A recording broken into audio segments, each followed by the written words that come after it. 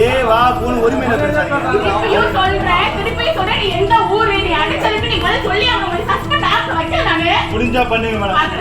நீங்க என்ன அடிச்சதுக்கு நீங்க போதையில அடிச்சதுக்கு ஆதாரம் இருக்கு. முடிஞ்சா பண்ணுங்க. நீ எந்த ஊரு? உன்னை சஸ்பெண்ட் பண்றனா இல்லையா பாரு என மிரட்டிய முன்னாள் பெண் காவலர். முடிஞ்சா பண்ணுங்க மேடம். தன்னை விட்டு பிரிந்த ஜிம் பயிற்சியாளர் இல்லத்திற்கு முன்பாக கடும் காரச்சார வாக்குவாதம். போலீஸ் மீது தாக்குதல் நடத்தியதாக புகார். மேடம் போலீஸ்னா யார் வேணாலும் விசாரிக்கலாம். எஸ்ஐ தான் விசாரிக்கணும் இல்ல, சரிங்களா? ஏ வா போன் உரிமையில பேசாதீங்க.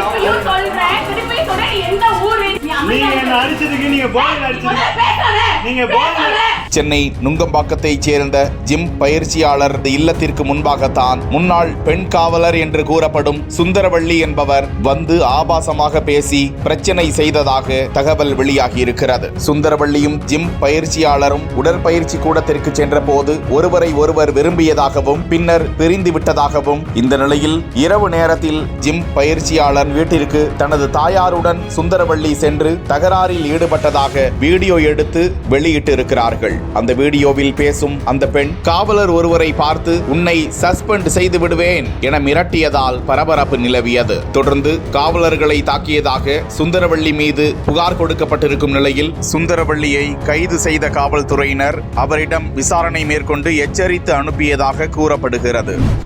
புதிதாக கட்டி முடிக்கப்பட்ட பாம்பன் பாலத்திற்கு அதிரடியாக வந்து குவிந்த அதிகாரிகள்.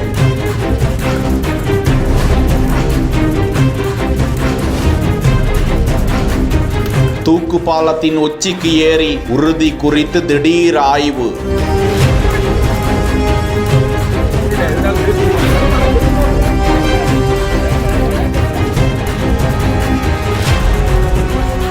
பழைய பாலம் இடிக்கப்படும் என அதிகாரி கூறிய தகவல் என்ன?